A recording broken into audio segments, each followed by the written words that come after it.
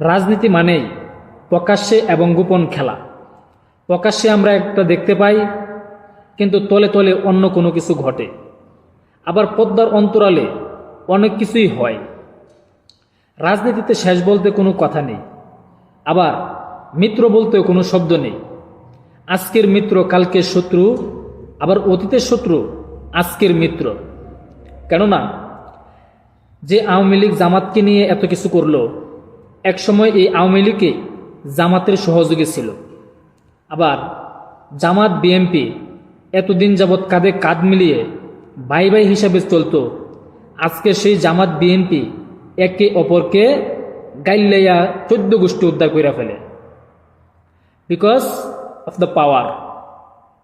মানে ক্ষমতার ভাগিদার যখন হয়ে যায়, তখনই এই পরিস্থিতি সৃষ্টি হয়।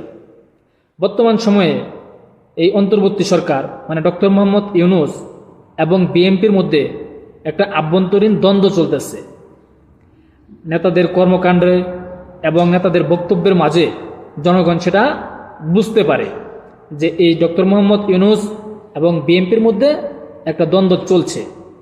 এই যখন পরিস্থিতি, তখন মার্কেটে গুঞ্জন আসছে যে ডক্টর ইউনূস এবং তারেক রহমান একটা বৈঠক হবে। ইতিমধ্যে আপনারা জানেন যে 9 June doctor Mohammad Yunus London সফরে যাচ্ছে। আর লন্ডনে কে আছে?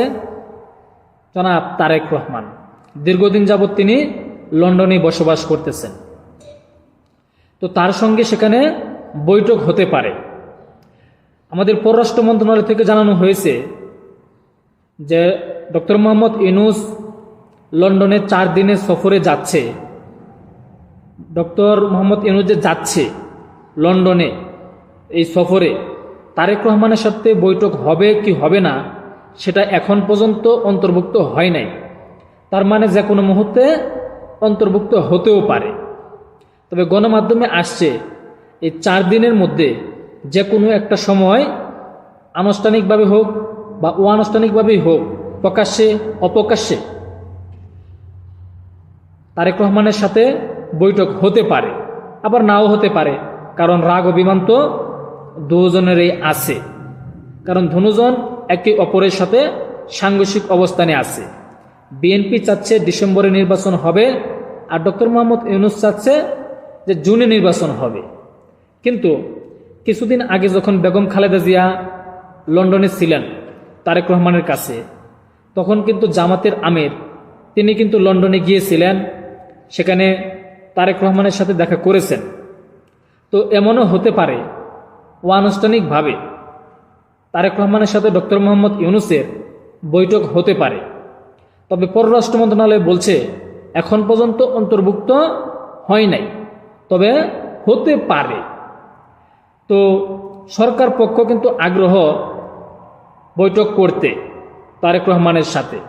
কেননা যেহেতু নির্বাচন নিয়ে একটা আভ্যন্তরীণ দ্বন্দ্ব, সেখানে কোনো বৈঠক হলে বা চমক আসে কিনা বা সমঝোতায় আসা যায় কিনা।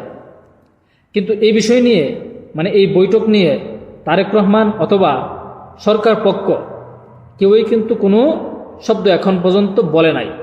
কিন্তু মার্কেটে গুঞ্জন যে বৈঠক হতে পারে। তবে যদি বৈঠক হয় তাহলে হয়তো নতুন কোনো চমক আসতে পারে।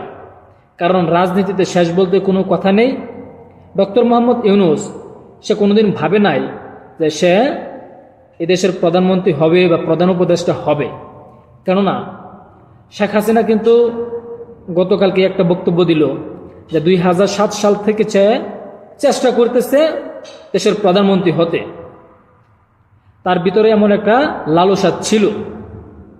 কিন্তু 2014 সালে আয়সা যখন 111 সরকার হয়, তখন তার ভিতরের যে ইচ্ছা আকাঙ্ক্ষা ছিল সেটা কিন্তু সেখানে নষ্ট হয়ে গেছে। কিন্তু ডক্টর ইউনূসের কি ভাগ্য, আবার ঘুরে ফিরে আয়সা সেই জায়গাতে পৌঁছায় গেছে। তো যাই হোক, এই যে বৈঠক হবে কি হবে না সেই গুঞ্জনটা উঠেছে। যদি বৈঠক হয় তাহলে নতুন কোনো চমক আসতে পারে। অপেক্ষায় থাকুন, দেখা যাক কি হয়। আসসালামু আলাইকুম।